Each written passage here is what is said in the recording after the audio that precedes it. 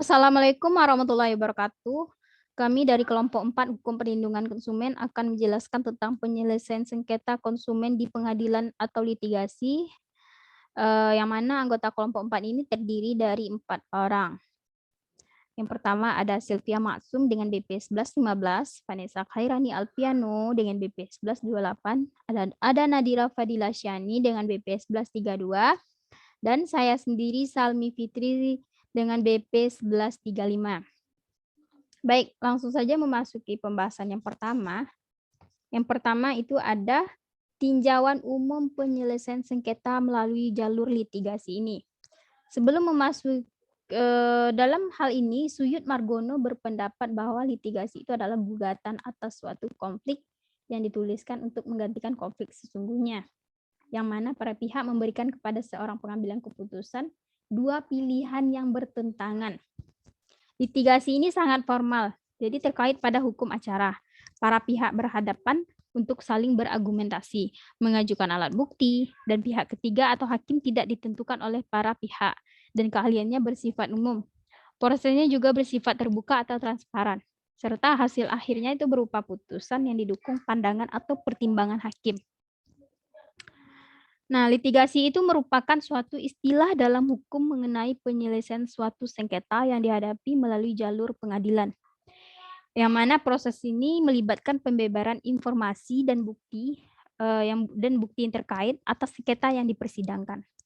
Hal ini berguna untuk menghindari permasalahan yang tak terduga di kemudian hari. Masalah sengketa ini diselesaikan di bawah naungan kehakiman. Adapun dalam Undang-Undang 1945 Pasal 22 yang menyebutkan bahwa sistem kehakiman di bawah kekuasaan Mahkamah Agung dan badan peradilan di bawahnya. Adapun badan-badan peradilan di bawahnya yaitu peradilan umum, peradilan agama, peradilan tata usaha negara, peradilan militer, dan peradilan Mahkamah Konstitusi. Nah, proses penyelesaian sengketa melalui jalur peradilan atau litigasi ini sering disebut dengan ultimum remedium atau sarana akhir dari penyelesaian sengketa. Nah, hasil akhir dari litigasi ini mempunyai kekuatan hukum yang mengikat terhadap pihak-pihak yang terkait dalam sengketa tersebut. Pada dasarnya yaitu ada dua tahapan penyelesaian sengketa melalui jalur litigasi ini. Yang pertama itu tahapan administrasi.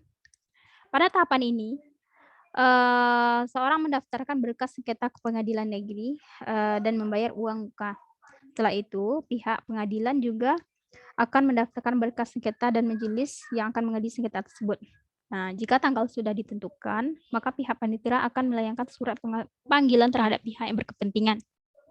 Yang kedua itu ada tahapan yudisial, yang mana pada tahap ini perkara sengketa akan diperiksa secara keseluruhan oleh majelis hakim sebelum dilanjutkan akan diusahakan proses mediasi. Tapi jika gagal, gugatan akan dibacakan dan tergugat bisa menyampaikan pembelaan dan bukti-bukti. Nah, dalam proses ini juga dilakukan oleh penggugat secara bergantian. Selain itu, hakim juga akan menentukan putusan atas perkara yang disidangkan. Dalam litigasi ini, banding menjadi upaya pertama yang akan ditempuh oleh pihak yang kalah untuk melakukan pemeriksaan kembali. Nah, jika merasa masih belum cukup, maka pihak yang kalah ini akan melakukan kasasi. Dalam proses kasasi atau peninjauan kembali tidak dilakukan sepenuhnya oleh Mahkamah Agung, tapi hanya terbatas pada proses hukumnya saja. Nah, dalam proses penyelesaian sengketa melalui litigasi ini akan dianggap selesai apabila semua upaya hukum telah ditempuh.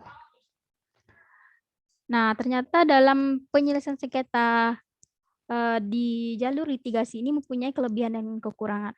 Adapun kelebihan yang pertama yaitu proses dilakukan secara formal oleh lembaga yang ditunjuk negara.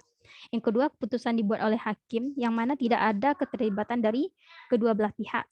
Yang ketiga, fakta hukum menjadi orientasi dari pengambilan keputusan dari hakim. Yang keempat, proses persidangan dilakukan secara terbuka dan waktu yang diperlukan juga relatif singkat. Yang kelima, putusan yang dibuat oleh hakim bersifat final dan memaksa pihak-pihak yang berkepentingan. Yang keenam, dalam perjalanan melakukan penyelesaian hukum atas sengketa, maka sangat diperlukan pihak yang profesional untuk mendampinginya. Nah, selanjutnya adapun kekurangan dalam penyelesaian sengketa melalui litigasi ini, yaitu yang pertama, hakimnya tidak berpengalaman, yang mana sebagai pemimpin tertinggi persidangan, maka hakim itu harus memahami dan mengetahui segala jenis hukum dalam perundangannya.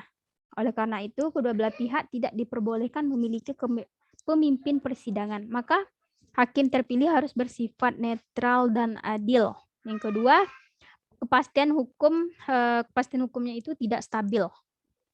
Di Indonesia memiliki 3 lembaga hukum, yaitu Pengadilan Negeri, Pengadilan Tinggi, dan Pengadilan Agung. Nah, jadi keputusan Pengadilan Negeri dianggap kurang memuaskan, maka pihak yang kalah bisa mengajukan banding dan kasasi yang tentunya akan memakan banyak waktu. Adapun salah satu kasus yang kami angkat di sini itu adalah perlindungan konsumen terhadap pengguna jasa Secure Parking di Surabaya, yang mana layanan keamanan dalam parkir itu ditawarkan oleh pihak pengelola perparkiran swasta, yaitu Secure Parking. Tapi berbanding terbalik dengan kasus-kasus yang dialami oleh konsumen pengguna jasa Secure Parking. Dengan bukti banyaknya kasus kehilangan dan kerusakan aksesoris kendaraan bermotor ketika berada di area lahan parkir. Nah, seperti kasus yang dialami Sumito ini. Ia kehilangan sepeda motor dengan sepeda motor Honda Tiger di bilangan Fatmawati, Jakarta Selatan. Pengelola parkir di tempat itu adalah Secure Parking Sumito, dan kemudian Sumito ini protes ke petugas Secure Parking. Ia merasa tidak pernah menyuruh orang lain untuk memindahkan motornya. Nah, sebagai alat bukti ia menunjukkan kunci motor, STNK, dan karcis parkir yang masih dibawanya. Adapun kasus lain yang kami angkat yaitu yang terjadi pada Ani Ergultom.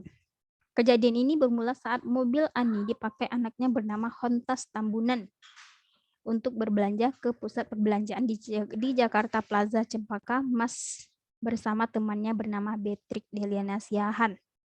Setelah tiba di area perparkiran Kontinen yang sekarang disebut dengan Carrefour, Plaza Cempaka Mas yang dikelola oleh pihak pengelola parkir Secure Parking.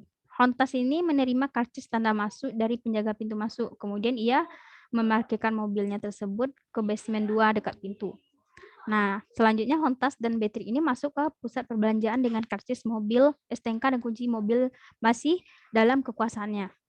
Tapi pada saat ia selesai belanja, Hontas Tambunan dan Beatrix ini terkejut karena mobilnya sudah tidak ada di tempat saat diparkirkan.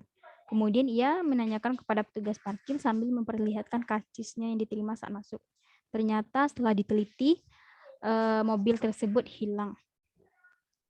Nah, 5 hari berselang, Ani mendapat telepon dari PT Sekurindo Pakatama Indonesia atau SPI, ya, perusahaan pengelola lahan parkir tersebut. Mereka meminta berdamai dengan memberi kompensasi sebesar 5 juta. Padahal harga mobil tersebut sudah ditaksir mencapai 60 juta. Maka tentu saja Ani menolak dan mengajukan gugatan ke pengadilan. Awalnya Pengadilan Negeri Jakarta Pusat memenangkan gugatan Ani pada Juni tahun 2001. Namun pihak pengelola parkir diwajibkan membayar ganti rugi sebesar 60 juta dan imaterial 15 juta. Meski berkali-kali banding hingga ke tingkat Mahkamah Agung, SPI hanya berhasil menghapus denda imaterial. Bahwa dalam hal ini, dalam kasus tersebut, sebenarnya konsumen itu mempunyai hak atas perlindungan hukum, yang mana haknya itu adalah hak atas kenyamanan, keamanan, dan keselamatan dalam mengkonsumsi barang atau jasa. Hak untuk memilih barang atau jasa serta mendapatkan barang atau jasa tersebut sesuai dengan nilai tukar dan kondisi jaminan yang dijanjikan. Selanjutnya, hak atas informasi yang benar, jelas, dan jujur mengenai kondisi dan jaminan barang atau jasa. Hak untuk didengar pendapatnya dan keluhannya atas barang dan jasa yang digunakan.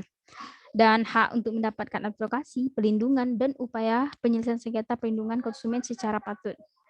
Kemudian hak untuk mendapatkan pembinaan dan pendidikan konsumen. Selanjutnya hak untuk diperlakukan atau dilayani secara benar dan jujur, serta tidak diskriminatif. Nah, selanjutnya hak untuk mendapatkan kompensasi ganti rugi atau penggantian apabila barang atau jasa yang diterima tidak sesuai dengan perjanjian atau tidak sesuai dengan sebagaimana mestinya. Nah, yang terakhir itu adalah hak-hak yang diatur dalam ketentuan peraturan perundang-undangan. Baik, mungkin sekian dari kelompok kami. Jika ada kekurangan atau salah kata, kami mohon maaf sebesar-besarnya. Jika masih ada kekurangan, mohon dimaklumi karena kami masih belajar. Lebih dan kurang saya ucapkan terima kasih dan assalamualaikum warahmatullahi wabarakatuh.